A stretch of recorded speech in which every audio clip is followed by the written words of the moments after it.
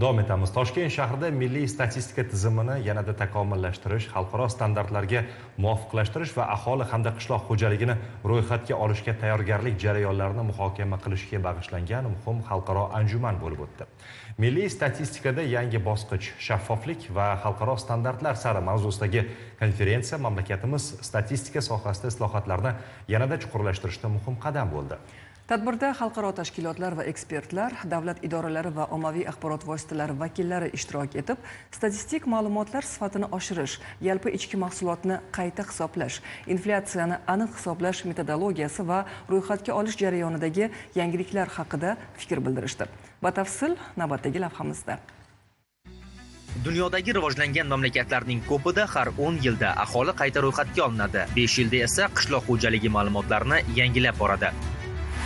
Umuman olganda qayta ro'yxatga olish davlat va jamiyat uchun resurslarni to'g'ri va samarali taqsimlash, iqtisodiy rivojlanish uchun muhim omil bo'lib xizmat qiladi. Afsuski, O'zbekistonda so'nggi 35 yil ichida biron marotaba ham qayta ro'yxatga olish ishlari amalga oshirilmadi. Bu esa bugungi kundagi bir qator resurslarni to'g'ri taqsimlash va ularni kerakli manzilga yo'naltirishda muammolarni keltirib chiqarayotgan edi. Endi esa prezidentimizning shu yilning 19-sentyabrdagi farmonlariga asosan Milliy statistika qo'mitasi aholi va qishloq xo'jaligini bir vaqtda qayta ro'yxatga olish tadbiri 2026-yilda 2 bosqichda o'tkazilishi, birinchi bosqich 2026-yil 15-yanvardan 31-yanvargacha onlayn tarzda o'tkaziladi.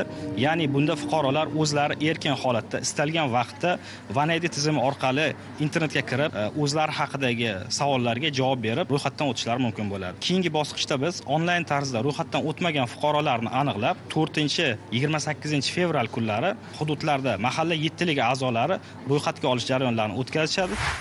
Ro'yxatga olish davomida fuqarolardan 71 ta savolga javoblar olinadi. Aholining shaxsiy ma'lumotlari, aholining yosh tarkibi, turmush sharoiti, daromadi, kasbi, ish joyiga oid bo'lgan ma'lumotlar ham aynan o'sha aholiga oid savolnomada qayta o'tilgan.